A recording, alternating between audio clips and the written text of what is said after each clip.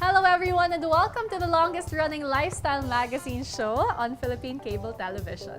And as promised, we made today's episode extra special for you. So stay tuned as we give you another half hour of fabulous finds and the best lifestyle inspirations. From living spaces To living life beyond its confines, this is your ultimate guide to modern living.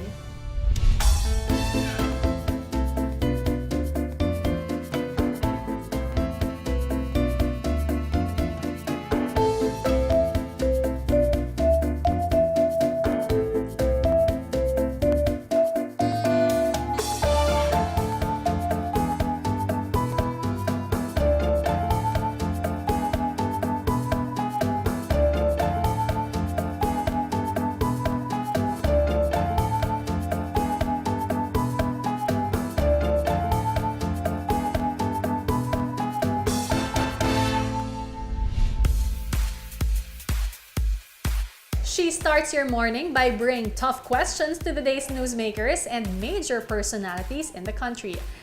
She then caps your day at the helm of the evening newscast. In between, you will also hear her voice on the radio or see her feature some of the most interesting stories on her current affairs program. With her intensely jam-packed schedule, you just have to wonder, how does Karen Davila, an in-demand journalist and a wife and mother, balance her career, her family life, and even her personal life? It's definitely a challenge, but Karen has been able to find a way to marry her professional and family life. All women I know prioritize one thing more than the other, but you just want to make sure that you don't leave anything out. I'm a full-time mother as well, but I don't cook. I'm not able to do many things that other mothers are able to do. But then you have to incorporate the schedule and bonding in the world that you have. Like just the other day, you brought David and Lucas to work. To work, exactly. Do they understand what- Which you will do that in time, I am sure. But it was not always easy, especially since she was building a career in a very competitive industry. In fact, the journey to finding that balance was an emotional roller coaster for her. Speaking of many years, many hours of work, did you ever deal before, lalo na when your kids were younger, with mom guilt? I'll be honest, it's not a walk in the park. You know, I mean, when you're balancing career in a very competitive field, you can't have it like other moms. I mean, there's no way. I remember with David, when he was diagnosed with autism, I really blamed myself. I really said, you know, it must be because I'm a bad mother. I've been working too much. I didn't notice the milestones. And it was really more than guilt. It was really self-blame. And then what I did, I was crying for weeks. But instead of just succumbing to self-loathing, Karen put her skills to good use.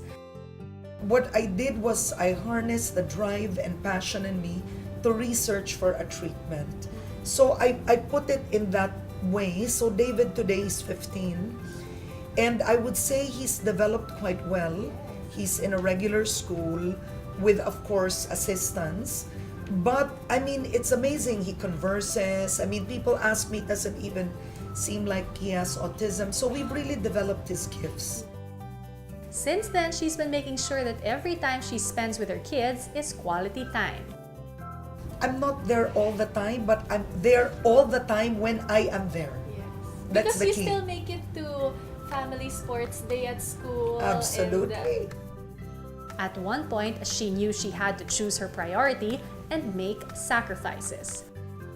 I don't really have a social life. People think You do, I, You do! I know people think I do, but I don't. I mean, when you really look at my Instagram, the social life I have is one day, it's a weekend. Yeah.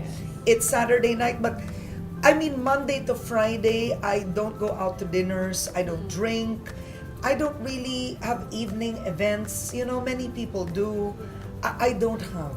I know your weekends are sacred and you go out of Yes. town when you can with your Yes. family. No, I think you have to say it's just family, work, then everything is secondary. I make sure I take vacations with family because that's really the quality time you have. You have to build memories.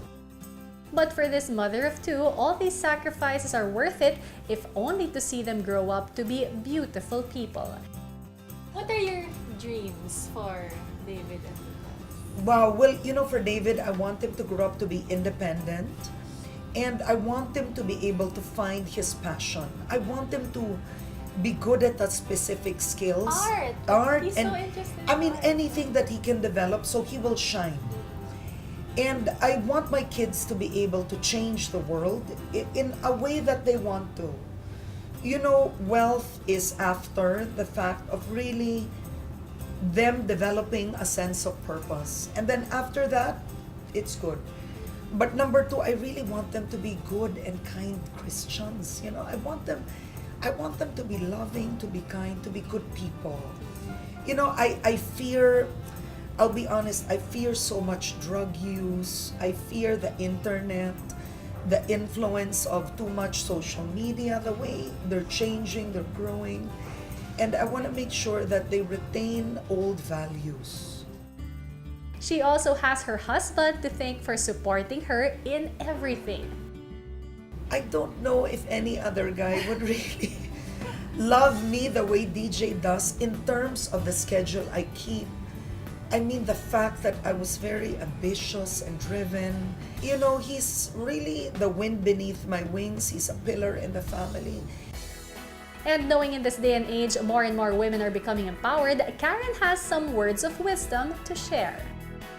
A lot of women are like you, very driven, very ambitious. But in our culture, parang medyo sometimes a woman would hold back dahil sa asawa or dahil family has to be priority. What would your advice be to women as ambitious as you? Number one is the married life. If you ask me, a woman that earns her own money is still better off than a woman who depends on her husband. If you rely on your husband for money, I mean, he's absolutely in control. And it's not good for your self-esteem and frankly, issues in marriage in the long run. Number two, women have to actually face other women. Women don't want to be viewed as too ambitious because other women criticize them. And the hard part with women is the way we women really tear each other down. I mean, I think we've gone through over that phase when men would put women down, and women have proven that, there's an equal place for us. But the only way is women have to put in the hours. They have to be prepared and skilled. Because sometimes what women do is they think, because I'm so beautiful, I'm so sexy, I'm a stunner, it's enough. And I think women have to understand there are just too many beautiful women, too many sexy women. And if that's all you have to offer, then I'll be honest, it's a flash in the pan.